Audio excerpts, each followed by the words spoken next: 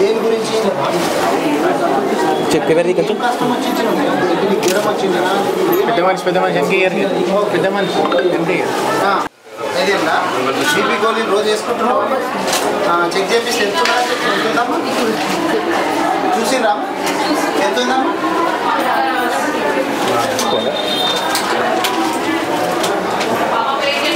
కాళ్ళ వాపులు మిస్ట్ ఏమైనా ఉన్నాయమ్మా గోళీలు ఇచ్చేదా మరి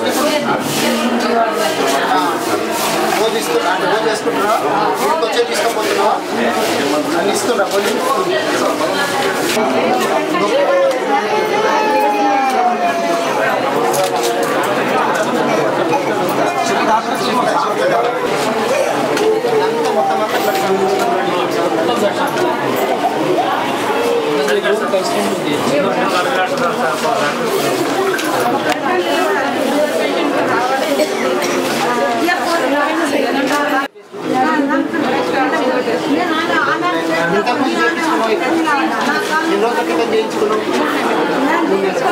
రిపోర్ట్ ఎన్ని రోజులకు వస్తుంది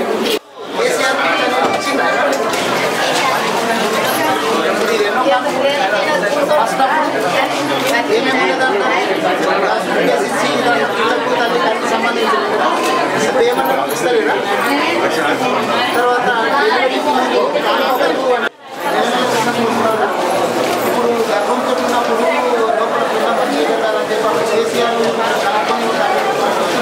అపోజిషన్ పార్టీగా ఈరోజు సందర్శించారు ఏమంటారు అయితే ఈ విధంగా కూడా కేసీఆర్ గారు గవర్నమెంట్ బీఆర్ఎస్ గవర్నమెంట్ ఉన్నప్పుడు సెంట్రల్ డ్రగ్ స్టోర్ అని చెప్పి నేను ఇక్కడే జిల్లాకు సంబంధించినటువంటి ఔషధాలకు సంబంధించిన స్టోర్ను నేను ఇక్కడికే శాంక్షన్ చేయించాను అనంతగిరిలో పెట్టినాం నాకు తెలిసి అందరికీ అవగాహన ఉండి ఉండాలా అయితే అంత ఉండంగా కూడా ఇప్పుడు నేను ఇక్కడ వికారాబాదు జిల్లా ఇక్కడ ఆసుపత్రిని సందర్శిస్తే డయాలసిస్ సెంటర్ను చూడడం జరిగింది, డయాగ్నోస్టిక్ సెంటర్ను చూడడం జరిగింది, అట్లాగే బ్లడ్ బ్యాంకును చూడడం జరిగింది.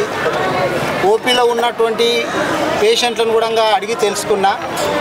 బ్లడ్ బ్యాంకులో అయితే దాదాపు 4 నెలల నుంచి ఫ్రిడ్జ్ పనిచేస్తలేదు. ఫ్రిడ్జ్ పనిచేయడమే కాకుండా అక్కడ ఉన్నటువంటి ఎక్విప్మెంట్ కూడా సరిగా లేక వాళ్ళు క్యాంపులు పెట్టి బ్లడ్ తీసుకొస్తామంటే ఆ ఎక్విప్మెంట్ కూడా సరిగా రావట్లేదని చెప్పి చెప్తారు. ఫ్రిడ్జ్ పనిచేయక దాన్ని తీసుకుపోయి వేరే దగ్గర ఫ్రిడ్జ్లో పెట్టి వాడుకోవాల్సినటువంటి దుస్థితి ఏర్పడింది. ఇక్కడ ఈరోజు నేను నిన్న పేపర్లో చూసిన ఒక పేపర్లో ఏమొచ్చిందంటే డయాగ్నోస్టిక్ సెంటర్లో దాదాపు 12 రోజుల నుంచి రిపోర్ట్లు ఇస్తలేరు పేషెంట్లకు అనేటట్టు నేను చూడడం జరిగింది. ఇక్కడ వికారాబాదు హాస్పిటల్ లోపల కేసీఆర్ గారు గవర్నమెంట్ అప్పుడు డయాగ్నోస్టిక్ సెంటర్సు దాదాపు 100 వరకు పరీక్షలన్నీ ఉచితంగా చేయాలనేటటువంటి ఉద్దేశంతో ఇక్కడ డయాగ్నోస్టిక్ సెంటర్ ఏర్పాటు చేసి రంగారెడ్డి జిల్లాకు సంబంధించినటువంటి 8 ప్రైమరీ హెల్త్ సెంటర్లు, వికారాబాద్ జిల్లాకు సంబంధించినటువంటి 32 మొత్తము 40 సెంటర్లను దీనికి అనుసంధానం చేయడం జరిగింది. వెహికల్స్ పెట్టి పేషెంట్ ఇక్కడికి రాకూడదు, ఇబ్బంది పడుతుందని చెప్పి ఎక్కడి నుంచి అక్కడనే ప్రతి పిఎస్సి లోపల శాంపుల్స్ అన్నీ కలెక్ట్ చేసి వెహికల్స్ ద్వారా ఇక్కడికి తీసుకొచ్చేసి రిపోర్ట్స్ మళ్ళీ అక్కడ పిఎస్సీలకు పంపించేటటువంటిది ఉంది. ఇప్పుడు నేను పేపర్లో నిన్న చూస్తే మిషన్లు పనిచేస్తలేవు, మిషన్లను పట్టించుకునే నాదులు లేదు, అధికారుల పర్యవేక్షణ లేదు. పేషెంట్ల నుంచి బ్లడ్ శాంపుల్స్ తీసుకొని 12 రోజులైనా కానీ మాకు రిపోర్ట్స్ ఇస్తలేరు అని చెప్పి పేషెంట్లు మొత్తుకుంటున్నారు. ప్రైవేట్ హాస్పిటల్కి పోయి వేల రూపాయలు ఖర్చు అవుతున్నది, వాళ్ళకి ఇబ్బంది అవుతున్నది అని చెప్పి పేషెంట్లు చెప్తారు. నేను అదేవిధంగా ఇక్కడ కింద ఓపీలో చూస్తే పేషెంట్లు డెలివరీ వాళ్ళని అడిగిన, అమ్మ మీరు ఎట్లొచ్చిండ్రు వీడికి అంటే, సార్ మేము ఆటోలో పైసలు పెట్టుకొని వచ్చినాము అన్నారు.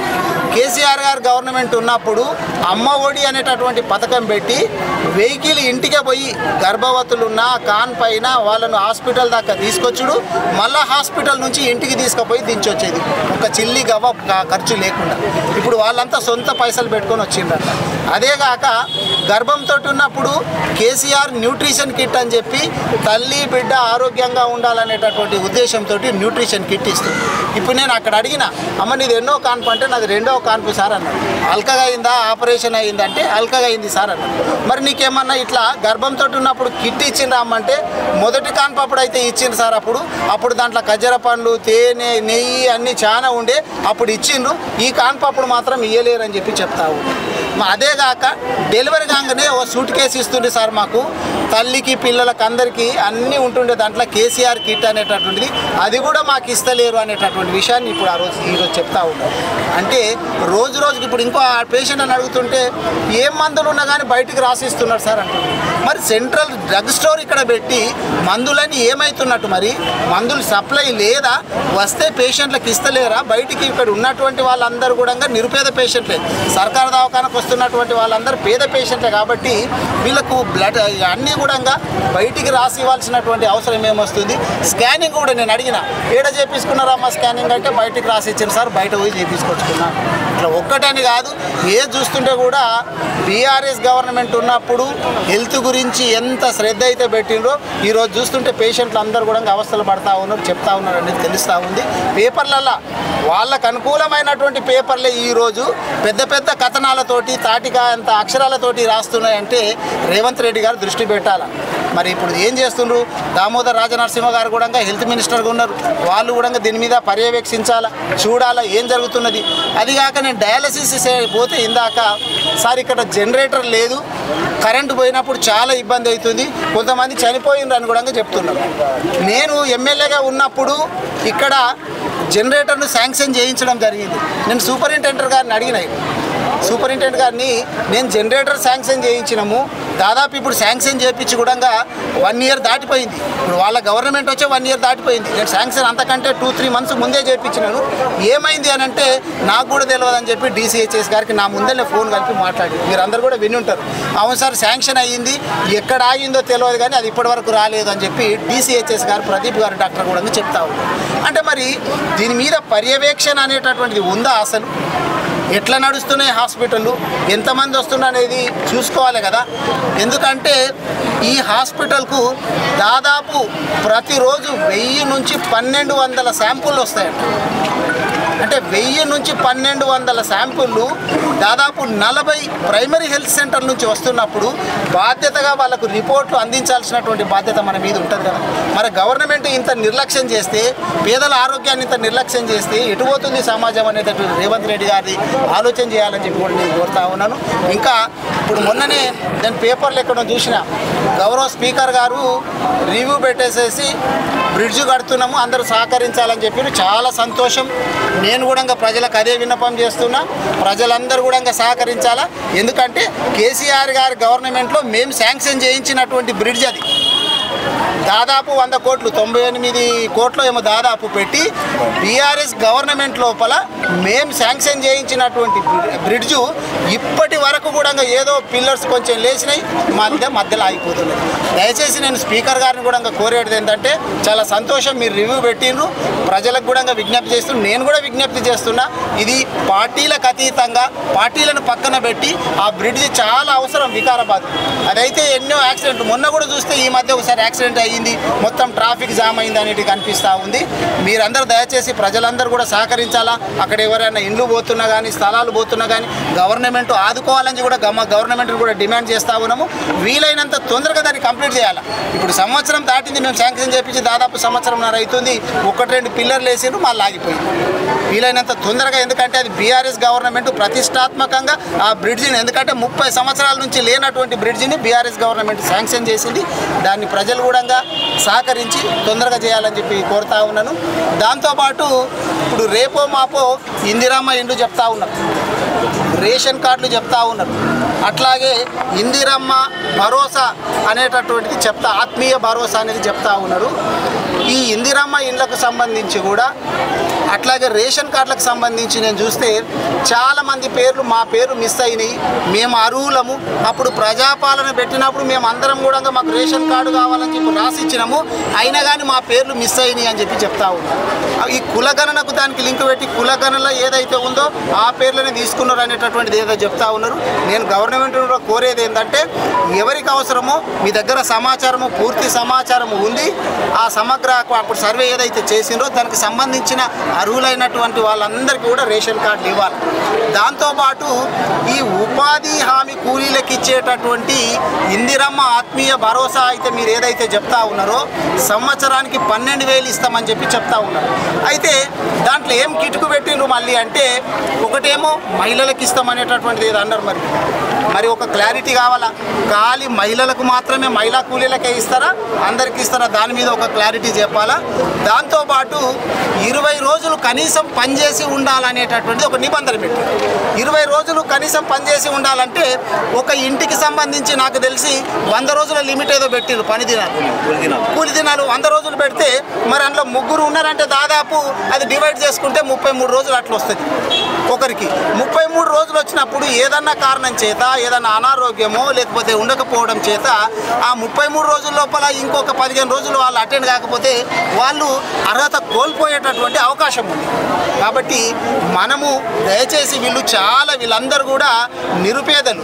ఇంకొక నిబంధన కూడా ఏం పెట్టిండ్రంటే ఒక గుంట భూమి ఉన్నా కానీ దానికి అర్హులు గారు అనేటటువంటి ఒకటి పెట్టింది. అది కరెక్ట్ కాదు. ఎందుకంటే 5 గుంటల భూమి ఉన్నా లేకపోతే అర్ధెకరం భూమి ఉన్నా పావెకరం భూమి ఉన్న వాళ్ళు కూడా కూలీ చేసుకుంటారు. మీరు దయచేసి మా హరీష్ రావు గారు గతంలోనే మొన్న కూడా చెప్పడం జరిగింది, 1 ఎకరం వరకు ఒకటి రిలాక్సేషన్ ఇస్తే బాగుంటుంది అనేటటువంటిది కూడా నా సూచన. ఇదంతా కూడా గవర్నమెంట్ పరిగణలోకి తీసుకోవాలని చెప్పి నేను కోరుతా ఉన్నాను. ముఖ్యంగా వికారాబాద్కు సంబంధించినటువంటి గౌరవ స్పీకర్ గారు కూడా మరి ఇక్కడ నుంచి ఎన్నికయ్యిండ్రు.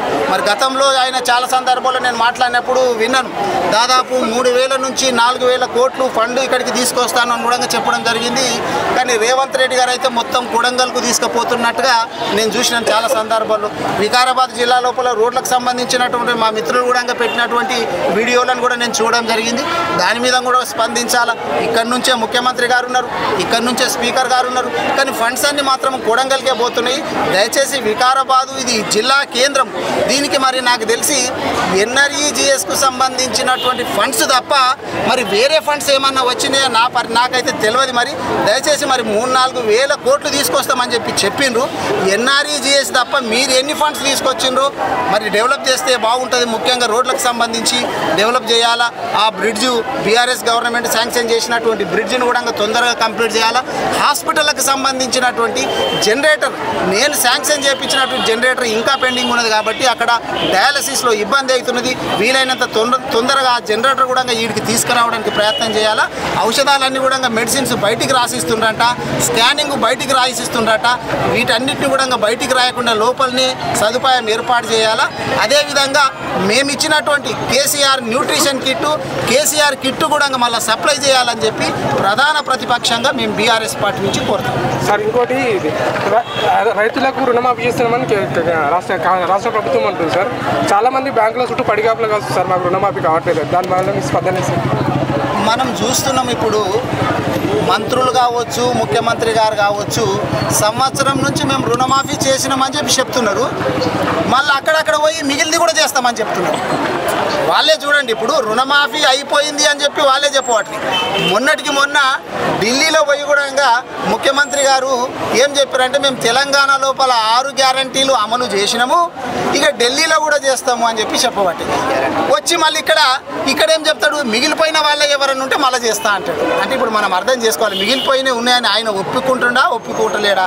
ఆయనే ఒప్పుకుంటాడు. ఇంకోటి మనము ప్రతిసారి చూస్తూ ఉన్నాము, నిన్ననో మొన్ననో కూడా ఒక బ్యాంకు దగ్గర పోయి బ్యాంకు లోపలనే పురుగుల మంది దాగి చనిపోయింది. మరి తెలుస్తలేదా ఇదంతా పరిస్థితి? రుణమాఫీ అయ్యింది అని చెప్పి వాళ్ళు చెప్పుకున్నాడు, వాళ్ళకు కూడా తెలుసు కాలేదు అనేటటువంటిది. నాకు తెలిసి 50% మించి రుణమాఫీ ఏ గ్రామంలో కూడా కాలేదు. దయచేసి వీలైనంత తొందరగా రుణమాఫీ వాళ్ళు చేయాలా, సంపూర్ణంగా చేయాలని చెప్పి కోరుతా ఉన్నా. ఇక్కడ గ్యారంటీ ఇచ్చిండంటే ఆయన అయిపోయిందంటే ఢిల్లీలో చెప్తున్నాడు, ఢిల్లీలో నాది గ్యారంటీ అంటుండే. ఇక నవ్వాలను ఏడవాలని అర్థం కావట్లేదు. ఇక్కడ గ్యారంటీ అయిపోయింది, ఢిల్లీలో మీకు ఇచ్చేటటువంటి గ్యారంటీలకు నేను హామీ అని చెప్పి రేవంత్ రెడ్డి గారు చెప్తా ఉంటే నవ్వు వస్తున్నది నిజంగా. దాంతోపాటు రైతు భరోసా అనేటటువంటిది మీరు ఏదైతే చెప్పిండ్రో గతంలో 15,000 చెప్పిండ్రు ఎకరానికి, కానీ ఇప్పుడు సావు కబురు సల్లగా చెప్పినట్టు ఎకరానికి 12,000 అని చెప్తా ఉన్నారు. ప్రజలు ఇప్పటికే కోపంగా ఉన్నారు, 2 సార్లు ఎగ్గొట్టిండ్రు. ఇప్పుడైనా కానీ దయచేసి రైతులకు ఇచ్చినటువంటి మాట నిలబెట్టాలా. ప్రతిపక్ష ప్రతిపక్షాల మీద కేసులు పెట్టేటటువంటి దృష్టిని పక్కకు పెట్టి రోజు ఏదో ఒకటి ముందలేసుకొని ఈ అటెన్షన్ డైవర్షన్ పాలిటిక్స్ను పక్కన పెట్టేసేసి ఇప్పుడు ఎందుకంటే రాబోయేటటువంటిది లోకల్ బాడీస్ ఎలక్షన్స్ ఉన్నాయి కాబట్టి మళ్ళా మేము ఇందిరమ్మ ఇండ్లు ఇస్తున్నామని చెప్పి లేకపోతే మళ్ళీ రైతు భరోసా ఇస్తున్నామని చెప్పి ఇందిరమ్మ ఆత్మీయ భరోసా ఇస్తున్నామని చెప్పి రేషన్ కార్డులు ఇస్తున్నామని చెప్పి మబ్బేపేట నీకనే ఇది చేయబోతుండ్రు. ఎందుకంటే 4 రోజులు అయితే వీళ్ళు ఏం చేస్తారంటే ఇప్పుడు అందరి ఫోటోలు తీసుకుంటున్నారు ఇందిరమ్మ ఇండ్ల గురించి. వాళ్ళు అప్పుడే చెప్పిండ్రు, ఏం చెప్పిండ్రు, ఇందిరమ్మకు మాకు ఇండ్లు కావాలా ఇవన్నీ కావాలని చెప్పి వాళ్ళు ప్రజాపాలన పెట్టినప్పుడు అందరు ఫోటోలు తీసుకున్నాం. అందరి సమాచారం అంతా కూడా ఎవరెవరికి ఏం కావాలో వాళ్ళ దగ్గర ఉన్నది. మళ్ళీ ఇప్పుడు ఫోటోల గురించి హైదరాబాద్ పోయిన వాళ్ళను లేకపోతే ముంబై పోయిన వాళ్ళను వాళ్ళు పిలిపించి ఫోటోలు తీసుకుంటున్నట్ట. ఎందుకంటే లోకల్ బాడీ ఎలక్షన్స్ వస్తున్నాయి కాబట్టి మళ్ళీ ఇది ఒక నాటకం ఆడాలా, అందరి లోపల ఆశలు చిగురింపజేయాలా. మళ్ళీ కొద్ది రోజులు కాగానే ఏమైంది, ఎలక్షన్ కోడ్ వస్తుంది. చూసినావా, మేము ఇద్దామని అనుకున్నాము కానీ ఎలక్షన్ కోడ్ వచ్చింది, ఎలక్షన్లు అయిపోగానే మీకు ఇచ్చేస్తామని చెప్పి చేతులు దులిపేసేసుకునేటటువంటి కార్యక్రమం జరుగుతుంది ఖచ్చితంగా. కాబట్టి ప్రజలందరూ కూడా అప్రమత్తం ఉండాలా. మీకు ఏదైతే 6 గ్యారంటీల పత్రానికి సంబంధించి మీకు అందరూ కూడా బాండ్ పేపర్ మీద రాసిచ్చినట్టుగా తీసి పెట్టినరో మీరు అందరూ కూడా పెట్టెలలో దాచిపెట్టుకొని ఉన్నారు. కాంగ్రెస్ నాయకులు ఎవరు మీ ఇంటికాడికి వచ్చినా ముందు దాన్ని బయటికి తీయాలా. ఇగో మీరు ఇచ్చినటువంటి 6 గ్యారంటీలకు సంబంధించినటువంటి పత్రము, దీని మీద ముందు మీరు జవాబు చెప్పిన తర్వాత మీరు ఓట్లు అడగాలనేటటువంటి చెప్పాలని చెప్పి కోరుకుంటూ. Thank you.